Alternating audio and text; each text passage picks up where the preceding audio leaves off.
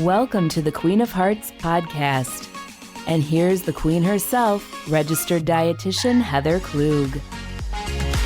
Hello, everyone. Welcome to the Queen of Hearts podcast. On today's episode, we're going to be talking about the popular food trends of the past decade, what was popular in 2019, and then the up-and-coming food trends for 2020.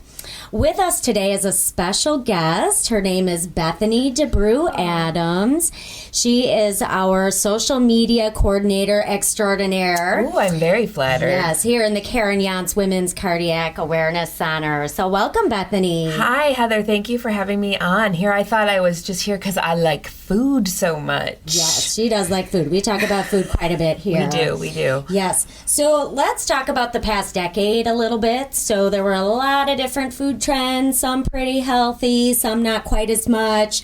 When I think of the 2000 teens, I think of stuff like a lot of mini food, like the mini sliders and the mini cupcakes. And I also think of stuff like the kale chips and juicing. Cauliflower became really big. It was like the hot vegetable. Yeah. The cauliflower seems to be everywhere, which is really interesting. I enjoy cauliflower rice. I've kind of like made that part of our lifestyle now. Yeah, that was really big in our household too. We like that. It's a nice, not that I do low carb, but it's kind of a nice option to kind of bring in there. Yeah, definitely. Good way to sneak in the vegetables, that's for sure. So what else do you think of with the 2000 teens? With the 2010s, I'm kind of like looking back on my life, and I started out the decade gluten-free. I had a pretty serious allergic reaction, so I had to go gluten-free for a while. I did that too for a little bit. And at the beginning, there was not a lot of gluten-free options, so that got kind of tricky. Had to get creative. And then for a while, I was helping take care of my dad, who had to be on a special high-protein type diet. So I was doing the low-carb, high-protein thing, but it wasn't like an official diet or whatever. Okay. So, and then right around that same time, I met my now husband. And so for a good part of that decade, I was going out to eat a lot because we were dating, and, you know, we would go out to eat because that's what you do. So I had a lot of restaurant food, lots of restaurant experience. Okay. What about you? Well, my experience of that decade was a little different just because I had my kids. So they were kind of pretty young. Yeah, that'll do when it. 2010 came around. So it's expensive to go out to dinner with 4 people. It is, yeah. I actually didn't go out to dinner a whole lot, so I ended up making more meals at home, I think. Okay. So that's why I brought in the cauliflower rice. I was saying I had some health issues during that time, too, where I found out I had to cut out lactose. So, in Wisconsin. That's cool. Thankfully, at that time, though, the plant-based milks were kind of becoming really popular. Okay. You know, I mean, soy milk had already been around, but now came in almond milk. Oh, yeah, that's true. Coconut milk, hemp milk, right? So there were all those. And then Greek yogurt was really big, too, for me, I would say, for that decade. You do eat a lot of Greek yogurt around here, I see. That's my mid-afternoon snack, everybody. I love it. So, yeah, so that was really popular in the 2010s. Pumpkin spice was huge. Oh, yeah. Pumpkin spice, I do enjoy pumpkin spice. I like a little pumpkin spice. I am not a pumpkin spice spam person, but a little bit goes a long way for me. Yeah, I'm not huge into it either. I like it in my tea and maybe my Cheerios, you know, stuff like that. See, now you say pumpkin spice, you remind me of like unicorn food and the whole unicorn food trend where everything was pink and purple and blue. And I didn't encounter any of that. You did? Okay, so I have to tell you I did, because a few years ago I was out visiting friends in LA, and I did stand in line and do the whole unicorn hot chocolate thing. I stood in line for an hour to get this hot chocolate, and it was delicious. I don't know if I would ever do it again for an hour. That's a little excessive. It was basically pure sugar in a cup, I would have to say. But I mean, but it made for pretty pictures. It did. And you know, that's another big trend I think that we saw a lot of in the past decade was the whole like taking pictures of what you're eating and putting them online and like eating like the perfect looking food, but maybe not the best tasting or the, the stuff that's really good for you. Because like, think of those milkshakes that you see that have like a whole piece of cake like slapped on the top. Yeah, it looks great in a picture, but oh my gosh. Yeah, milkshakes as big as your head. Yeah, that's a little ridiculous. Yeah. Like, there needs to be pretty food that's actually, like, really healthy for you. So, like avocado toast. Yeah. Oh, yeah, that's right. That was another big thing in the 2010s. I myself love avocado toast. I tend to not buy it when I'm out and about, but I make it at home myself because it's a lot less expensive that way. And that makes sense. Then I can add my own stuff to it. Yeah. Just mash the avocados. I add a little rice vinegar to it, and I add my cumin to it. You love cumin. I do. I don't know why, but I love it. And I love avocados and I love toast, but I don't think I've ever had avocado toast. I'll bring some in for you sometime. Oh, I love it when you bring stuff in for me. Now, you were mentioning taking the pictures of food. I don't do that a whole lot. I take pictures for work here, right? Well, right, we make recipes and we post them on our Pinterest page. But beyond that, on my own, outside of work, I think I only did that once. I was down in Naples for a business trip with my husband, and I got to go out and do fun stuff on my own. Yeah. And I found this restaurant that had super healthy food at it, and ordered a bowl, and it had quinoa and avocado and really pretty vegetables in it, and it just looked so gorgeous. I was compelled to actually take a picture of it. Oh, yeah. You know what else is really gorgeous, but it also tastes good and it's healthy for you?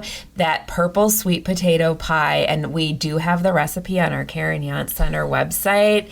It's so pretty. You could make it for any like big event that you have, and it's so tasty too. And it just, and it's good for you. So you can't go wrong. Yeah, that was really good. Yeah. I'm kind of hoping the purple sweet potatoes become a big thing. Oh, yeah. I think I saw that was one of those trends that's kind of come up and coming. The purple vegetables, purple fruits, or things that sort of have more purple coloring to them. Yeah.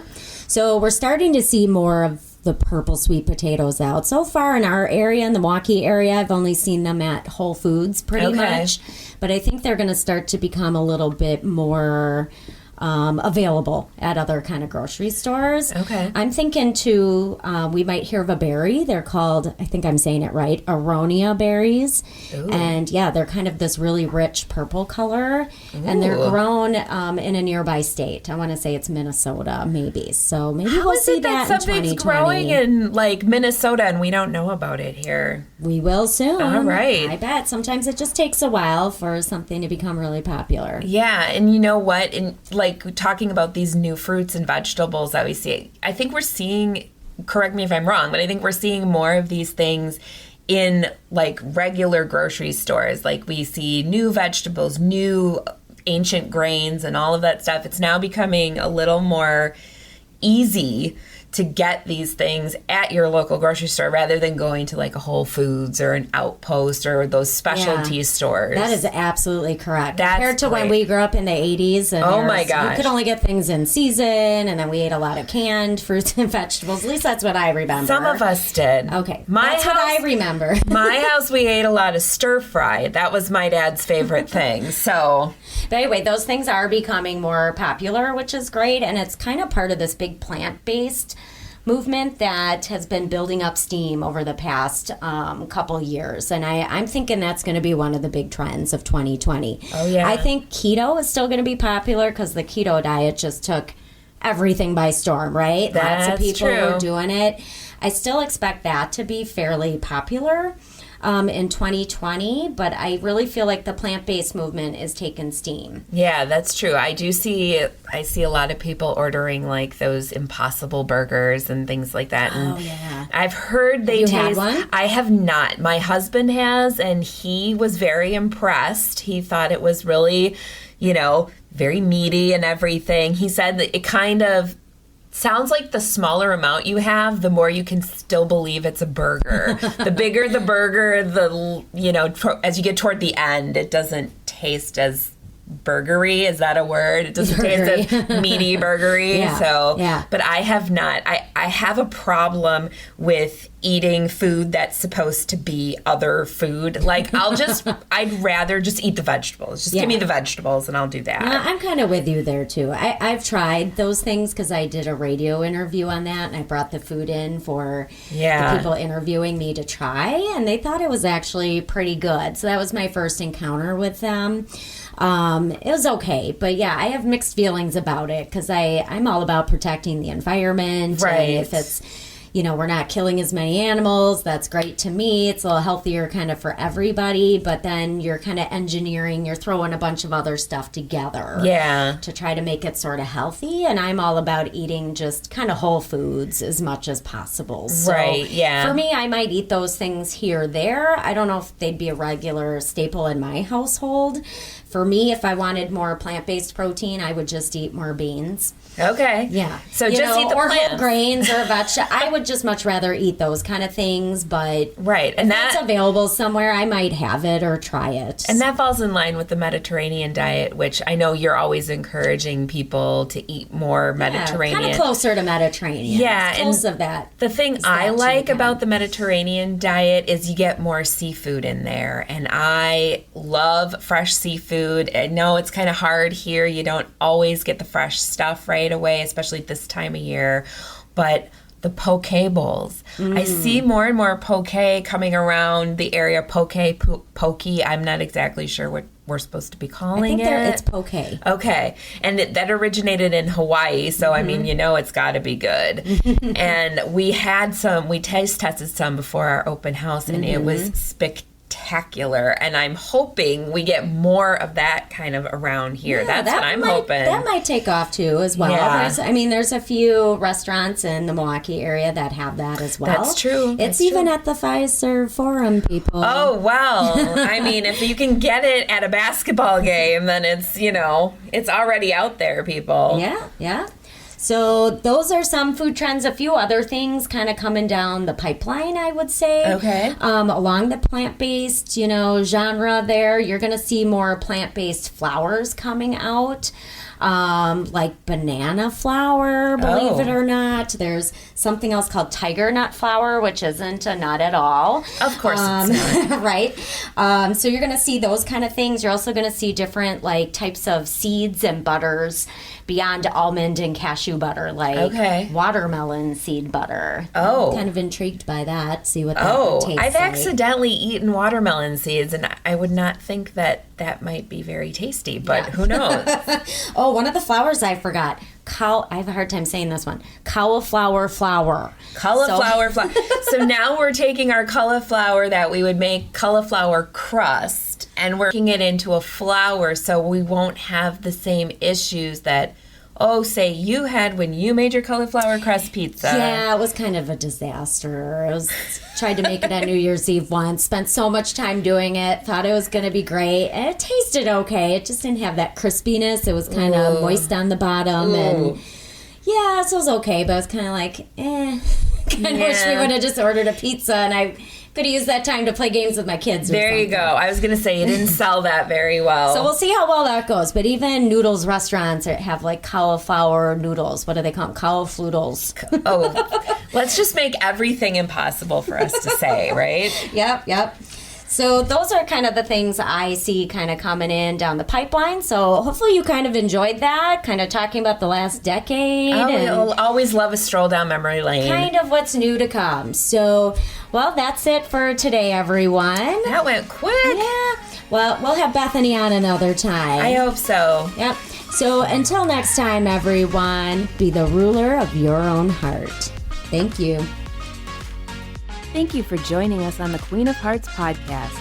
Our podcast is recorded here at the Karen Yance Women's Cardiac Awareness Center inside Aurora St. Luke's Medical Center in Milwaukee, Wisconsin. For more heart-healthy tips, info, recipes, and more, visit our website at www.karenyancecenter.org. Like us on Facebook at Karen Yance Center and follow us on Pinterest. If you like what you hear, subscribe to our show and be sure to tell your friends. Until next time, ladies, be ruler of your own heart.